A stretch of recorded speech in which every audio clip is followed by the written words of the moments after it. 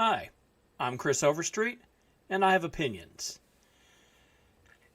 Anybody's welcome to watch this video if you want to, but in particular, I'm hoping that one or two conservative-minded individuals watch this, because I'm going to talk about the circumstances behind the death of Charlie Kirk.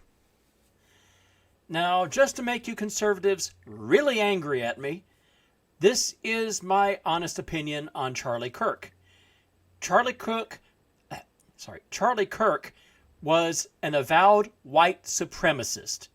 He was constantly promoting white supremacism, racism, misogyny, bigotry, and pushing for a Republican dictatorship.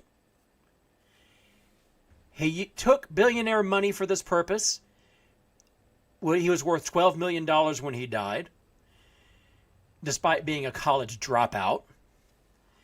And his preferred method of operation was to use college students as punching bags for abuse in what he laughingly called debates, which were held in anything other than good faith, for the specific purpose of humiliating anybody who had positions opposing his own.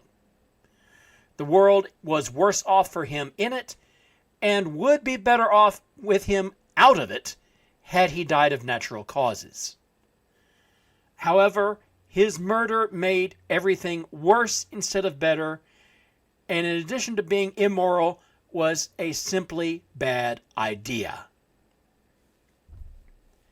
Now that we've got that straight, Charlie Kirk, I keep mispronouncing that. Charlie Kirk, I don't know why it's so hard for me to pronounce that properly. Charlie Kirk once said that the death of school children was a reasonable price to pay for keeping the Second Amendment so that we would have that to defend all our other freedoms. He cheered on violence against Democrats and had no problem whatsoever with violence for political ends so long as his fingerprints weren't on it. The person who killed Charlie Kirk, who I will not name, was raised in a very far right-wing family, brought up as pure gun worshippers, agreeing with Charlie Kirk's position on the Second Amendment 100%. And now the person who killed Charlie Kirk is being accused of being a liberal because he had disagreed with Charlie Kirk on trans issues. Let me get a little bit personal here. Growing up as a teenager, I bought in wholeheartedly, because I was young and stupid, to the crap going around in the 80s and early 90s about gay people. That gay people were recruiting, could convert you, were contagious in some way. And then I left the backwoods to go to college. And I actually met openly gay people. And I began to figure out that all the lies I had been told about gay people were, in fact, lies. And gradually, I began to get over my homophobia and start seeing gay people as people with human rights like everyone else, who were not out to get me, who didn't care less what my sexual preferences were. But I still retained a bunch of other conservative beliefs that I'd been brought up in and had not had cause to question. Most notably, I believed in a strong Second Amendment and the right to any means of self-defense. That was one of the reasons why I spent 8, in retrospect, embarrassing years as a member of the Libertarian Party. Eventually, I got over that as well. So, the killer of Charlie Kirk was very much a guns rights activist. He was brought up in the environment where they were talking about Second Amendment solutions, i.e. eliminating your political opponents. Talking about using firearms to get rid of enemies of the people. If somebody was doing evil, you had the right and responsibility under the Second Amendment to take up arms and deal with it yourself. that is going around marvelously thick, especially now among conservatives. He was brought up in Utah, as I said, in a very far right-wing family, in a very far right-wing town, in a very far right-wing state. He went to college for one semester at a college that was not at all liberal. And then he went to trade school.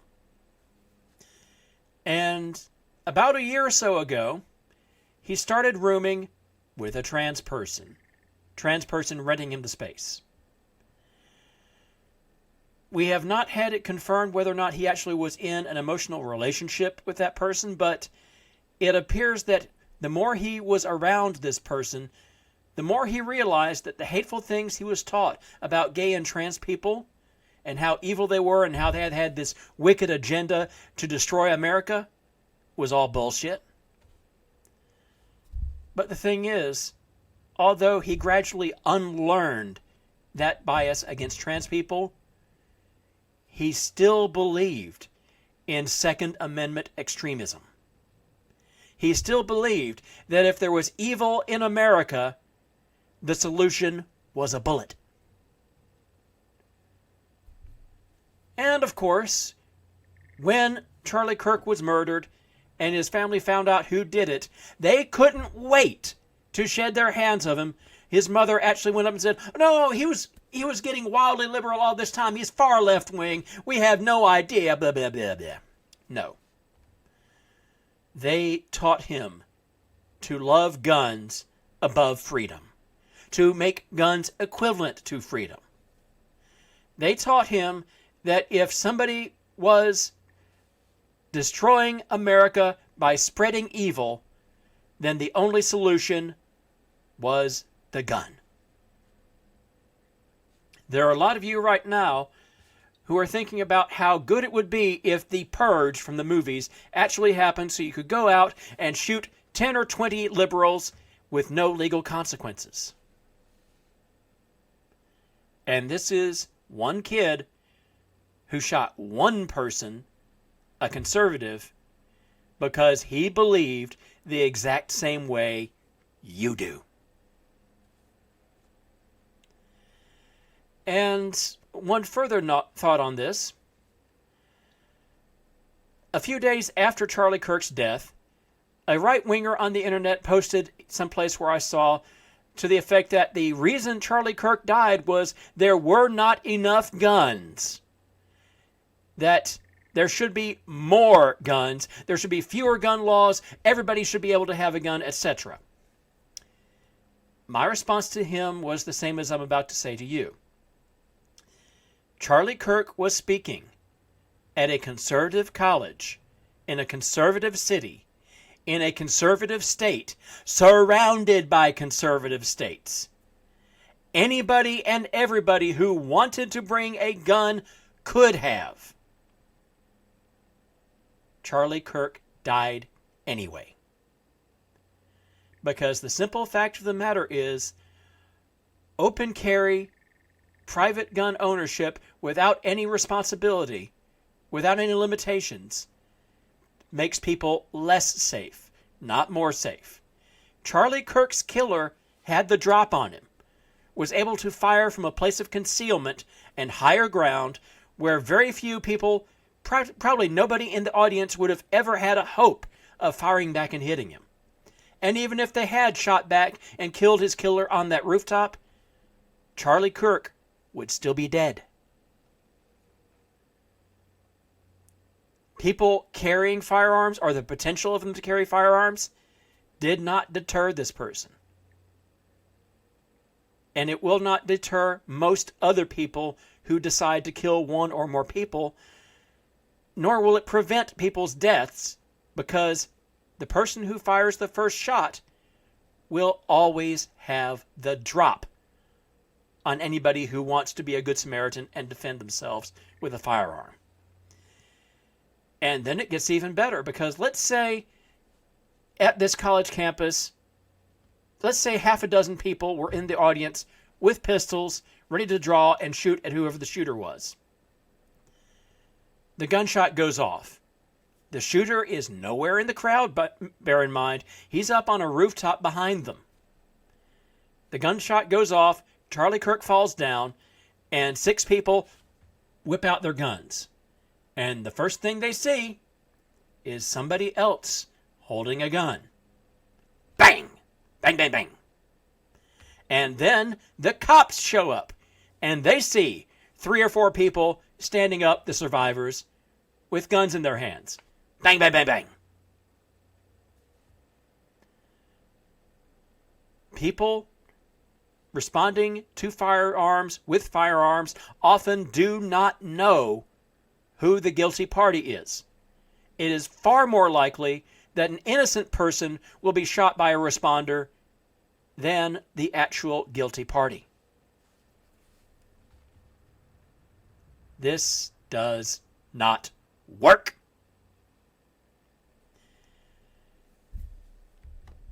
Once again, Charlie Kirk, conservative college, conservative city, conservative state, surrounded by conservative states, all with open carry, surrounded by mostly like-minded people. His last words were talking about how evil trans people and people of color were for causing violence and how necessary it was to respond to violence with violence. If conservative beliefs about guns were true, Charlie Kirk could not have been in a safer place. And yet Charlie Kirk is still dead. Maybe it's time for you conservatives to start rethinking your support of the Second Amendment and of unlimited open carry of unlimited firearms. Because from where I sit, it is hurting you just as much as it is hurting the rest of us. And in the meantime, the rest of us are paying the price for something we don't want, but which you demand. Because so far as we can tell, you hold the right to own a gun and shoot people higher than our right to continue breathing. Yes, I'm angry about this. I'm angry that Charlie Kirk, a man who would have loved it if I died, I'm angry that Charlie Kirk is dead. And even angrier that you people, you conservatives, are blaming people like me who don't want this to happen, who want to take away the ability for it to happen. You are blaming us for Charlie Kirk's death. Look in a fucking mirror.